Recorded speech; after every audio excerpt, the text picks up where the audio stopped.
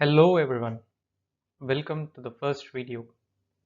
Chapter 1, The Story of Village Palampur, Economics subject for class 9th. What you will learn in this video, what is the purpose of this chapter? In this chapter, you will understand what are the basic concepts of production. You will learn other fundamental requirements and process which are involved in producing goods and services. Even we'll learn about farming, we'll learn about other than farming activities which are done in the villages. First one, before you listen to this video or this portion of the video, just put it on a pause, go to YouTube and just search manufacturing process of any item. Have a look at a video which shows the manufacturing process of any product. It can be anything you want to see. And once you have seen it, come back. Ensure you don't spend a lot of time there. Maybe look at a shorter video of 5 minutes or maximum 10 minutes and you will come back here. Okay, I assume you have seen some video and now we are back here. What are we going to talk about is called as basic concepts of production. What is the aim of production? The aim of production is to manufacture or make the goods and services which we want. For each production process, there are 4 requirements which are called as factor of production. So any manufacturing process will require 4 factors or 4 requirements. What are those? As you can see in the image, land and natural resources such as water, forest, minerals. So this is the land. Second factor is labor. Labor, people who do the work come under the category of labor. Two different categories of labor we can say. One is an educated labor or educated worker and other is the manual worker who provide the manual labor. Physical capital. Physical capital means these are the other inputs which are required during the multiple stages of production. What are those? They can be tools, they can be machines, they can be buildings. So you must have seen in the video, there are machinery running, there are computers, there can be generators. So these all part of the physical capital.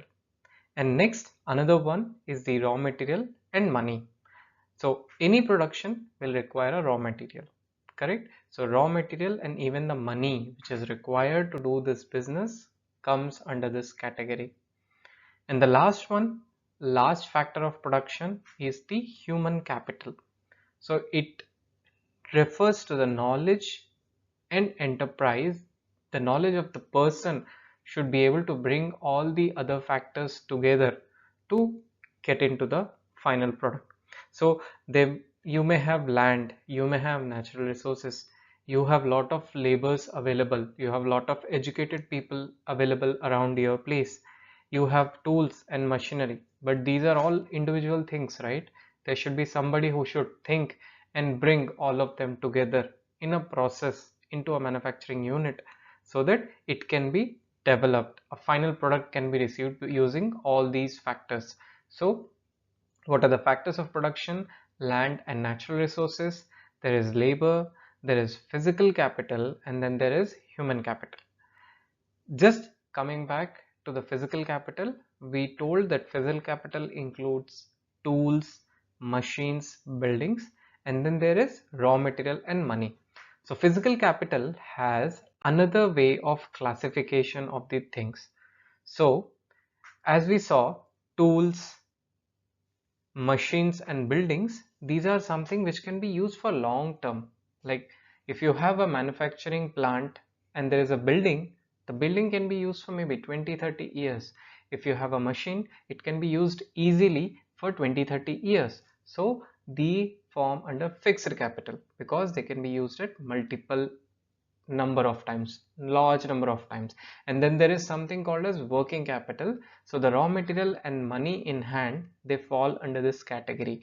So for example, if you take the example of farming, you need seeds, or if you're doing any manufacturing process, you need money to run the business at different process of time. So This is called as the working capital. So the physical capital can be classified and presented in this manner as well. Before we get into this particular image what you are seeing, I would like you all to read page number 1 of the chapter, where a quick introduction of Palampur is given. It is a small village, farming is the major activity, how it is connected to Raiganj and the neighbor villages.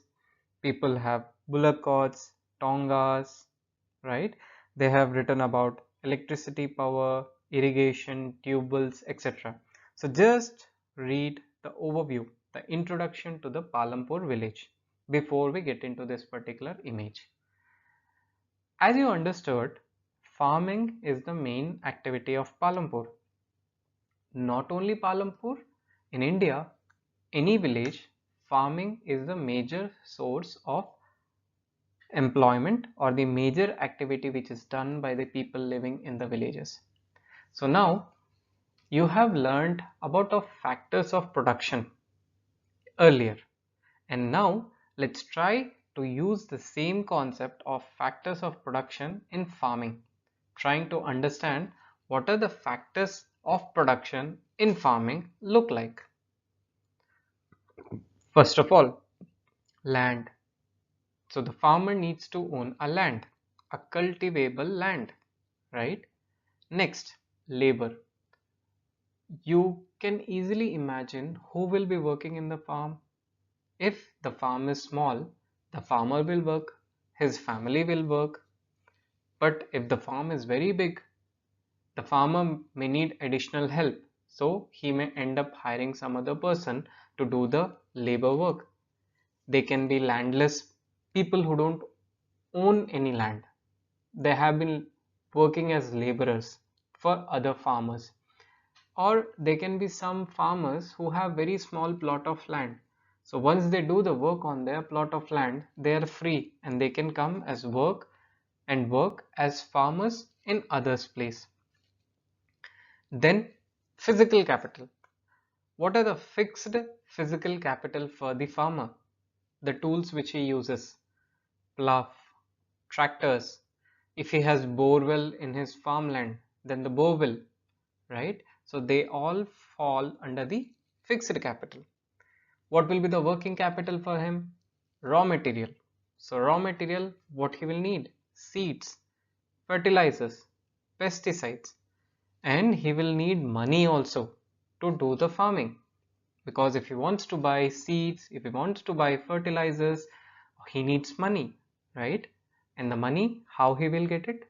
Either he should have his own savings, or if he doesn't have his own savings, he may have to take loan, right? And the last one, the human capital. What is the human capital here? The farmer's knowledge itself is the human capital. He is the person, he is the knowledgeable person who is bringing all the factors of farming together in order to make it a successful business, right? So first we learned what are the factors of production, and then we saw what are the factors of production in farming. Before After learning about the factors of production, let's try to understand what are the issues in factors of production specifically for farming. Point number 1, land. The cultivable land is limited. You all know the land on earth is limited. It is not going to increase every day, right? Further, the land on earth, everything cannot be made into a farmland and farming, start doing farming. All the land are not suitable for farming. If a land has to be suitable for farming, there should be good soil. There should be good resources like water availability.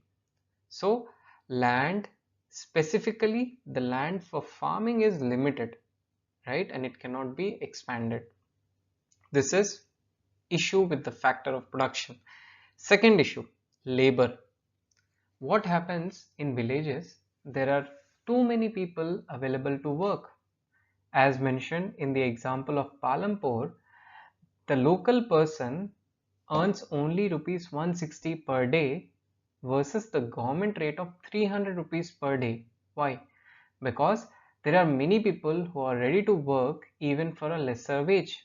That's why there is high competition and very low wages for the laborers in the farming. Money. Farmers need money to do the farming, but what happens?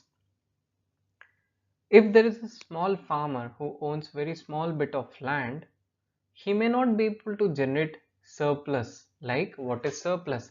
So for example, one farmer has a land, he got a produce, he kept some produce for his use, and then he is able to sell the remaining so that he is able to make some savings. In that way, that person will have some money in his hands. But not all farmers are having large land, so they have smaller lands, they have smaller production, so they will not be able to save good amount of money, so they end up taking loans to continue doing the farming. Then comes the medium and large farmers. So these are the farmers who have larger lands, right? So these people, they are able to make good money out of farming. So some they will use for their family and the remaining they keep as a saving. So these medium and the large farmers, they have money in the form of own savings, or they can approach the bank and take some loan. Normally the bank loans are much cheaper and helpful for the farmers rather than the loans which are given by money lenders to the small farmers. So when a small farmer needs money, he ends up going to another large farmer, or he will go to a local money lender in the village who will charge lot of interest. So it is very difficult for small farmers even to arrange the money to start doing the farming. So we saw what are the various issues in the factors of production specific to manufacturing. Now, we understood that land is limited. Some people own very small land, some people own very big land, but at the end of the day, you are doing farming in order to get the crop. So we will introduce one more topic called as yield. What is yield? The crop which is produced per land area per season. So what is yield? Say for example, we have one farmer who owns 2 acres of land and he does the farming twice in a year, 2 different seasons. So every time he generates 50 tons of rice. So 50 tons of rice in season 1, 50 tons of rice in season 2. So yield is the crop produced per land area per season. So in this case, 50 ton is the yield for season 1, 50 tons is the yield for season 2. But can we increase the yield? No, right? Normally we'll be thinking no, because he has used both the seasons, right? He has already used his land. Land is limited, so yield will also be limited. That's what we normally think. But there are some ways in which the yield can be increased. Again, they have given the example of Palampur in the topic, in the chapter, where they say multi-cropping is done in Palampur. What do you mean by multiple cropping? So there are the farmers, what they do is the land which they own, they will continue keep on putting it for farming. So for example, Kharif season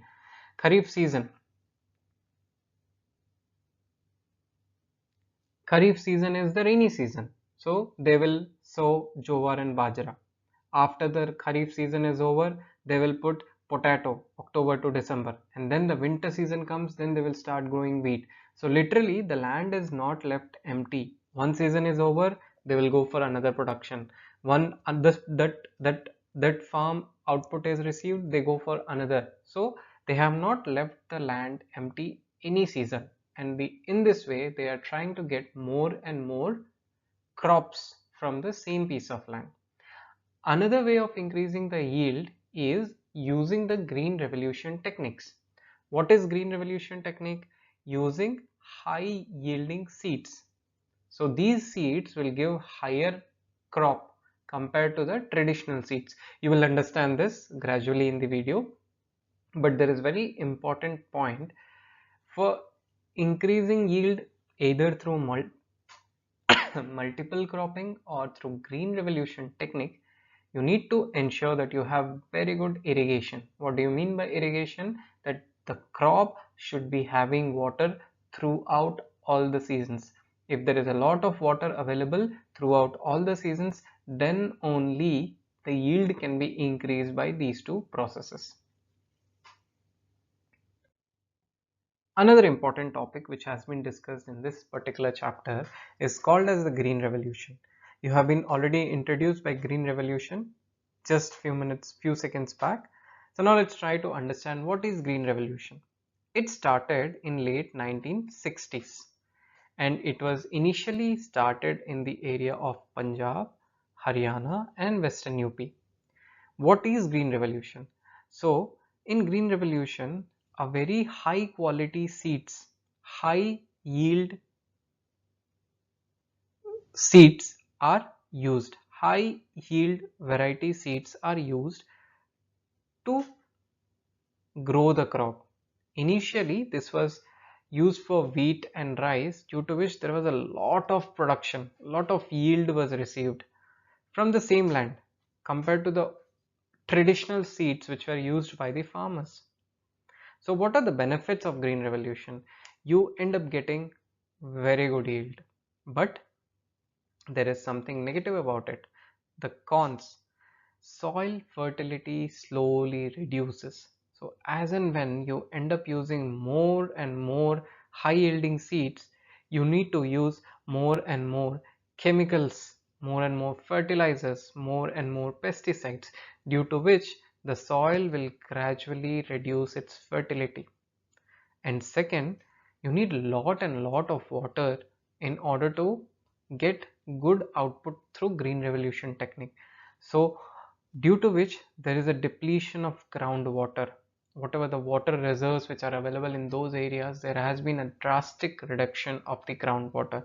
So Green Revolution, it has helped increase the yield, the output of crops, but on the other hand, it has led to soil fertility loss and the groundwater depletion because of using chemicals, fertilizers and pesticides and usage of lot of water. And finally, the last topic which has been covered is introduction of non-farm activities which are being done in Palampur. So people are doing dairy, they're using the milk from the cows and the buffaloes which they own, they go and they sell it in the dairy farm. Small scale manufacturing is being done like sugarcane crushing and using small machines to make jaggery.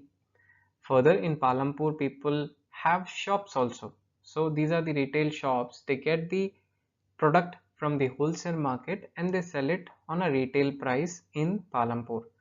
And there are some other people who are owning transport facilities like rickshaws, tongas, jeeps and trucks. So these are the other non-farm activities which are being done in Palampur. So we have gone through all the topics in the chapter. Now let's do a quick recap. So whenever you are revising this chapter, you can use this particular image. You can just take a screenshot. So you will find all the topics covered in one single screen, right? So let's start with first topic. What are the factors of production? So we understood that land and natural resources are the first factor. Then for production we need labor. Labor can be skilled as well as the manual labor. Then we need the physical capital, which includes tools, machinery, raw material and money. They are further classified into the fixed capital because tools and machinery are used for multiple years. They are part of the fixed capital. Then comes the working capital, which is the raw material and money which get used up during the production process. And the final one is the human capital. So this is the person who has this idea of converting all these factors into a final end product. So this is called as the human capital. So these are the factors of production. Then applying the factors of production in agriculture, land and natural resources. Agriculture, cultivable land. Labor, it can be the landless labor and the small land holding families who come and work as the laborers. What are the fixed capitals? The tool which are used by the farmers like the plows and the tractors. Working capital, raw material like seeds and the fertilizers. And the money, the farmers can have their own savings or they have to take loan. And what is a human capital in this case? It is the farmer's knowledge and the skill to do the farming. Then we understood what is yield. What is a yield? Yield is the crop or the output which is received per land per crop season. And how do we increase the yield? There are two techniques. One is the multi-cropping, that is having multiple crops on the same land during different seasons, and then using the green revolution technique, that is a high yield variety of seeds are being used along with fertilizers and pesticides in order to get more and more output from the same land, right? So this is the yield and increasing yield. Then we understood what is green revolution. Green revolution was introduced in India 1960s, mainly in the Punjab, Western UP area, and a scientifically developed high yielding variety of seeds were used for wheat and rice, due to which benefit we got very good yield, we could increase in the yield or higher crop. But there was a soil fertility loss and groundwater reduced because lot of water was required in using these seeds, and your soil lost its fertility because we had to use highly chemical fertilizers and pesticides. So this is about the green revolution. And then we understood what are the various non-farm activities which are being done in Palampur, like there is a dairy, there is manufacturing, small kind of manufacturing that is being running, retail shops, and finally transport. So overall this is about chapter 1, the story of village Palampur. Chapter 1, the story of village Palampur. So we have come to the final part of the video, question and answers. So I have taken few question and answers from the textbook which I felt are more important or purely theoretical in nature and can come into the question and in the question papers or your exams. So let's go one by one. Modern farming methods require more inputs which are manufactured in industry. Do you agree? Yes. Modern farming requires pesticides, fertilizers, high yielding variety seeds, and for irrigation they need pump sets. These pump sets may end up using diesel. So you see lot of inputs which are required in the modern farming are coming from the manufacturing. I've just given this example, but if you refer to my earlier videos, you will be able to develop the answer much more. Third question, how did the spread of electricity help farmers in Palampur? So electricity led to the development of the system of irrigation through electric run tube well. These tube wells help irrigate much larger areas of land more effectively. Why are wages for farm laborers in Palampur less than minimum wages? Heavy competition. There are large number of people who are ready to do the work. So people are ready to work even for the lower wages. What are the different ways of increasing production on the same piece of land? Use examples to explain.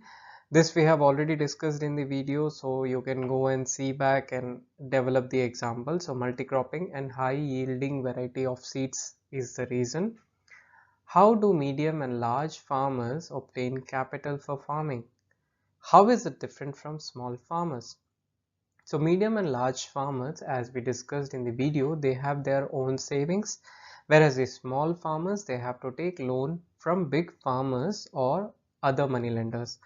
So I have written all the answers from the textbook. I'm not referring or I have not written anything on my own. So even if after watching this video you go through the chapter again, you will be able to get these words and you can further develop the answer on your own. Now, why should I do everything? I have left this question for you to answer. Try answering it. read the chapter again, read the textbook again, and try to get the answer for this question. And if you like this video and you found it useful, write the answer of this particular question in the comment. Who knows, you may be helping some other student.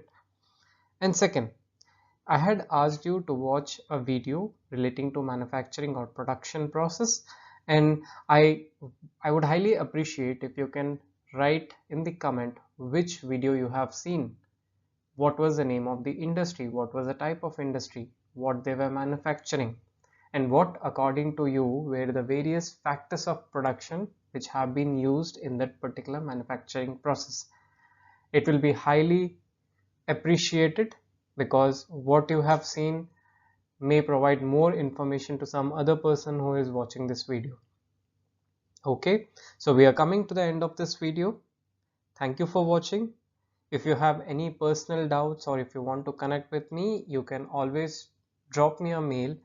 I have given my mail ID in the description. And secondly, for each chapter, I am developing handwritten notes. So I have prepared a summarized notes. If you want it, you can always drop me a mail. I'll forward it to you. Thank you very much and stay tuned for much more videos.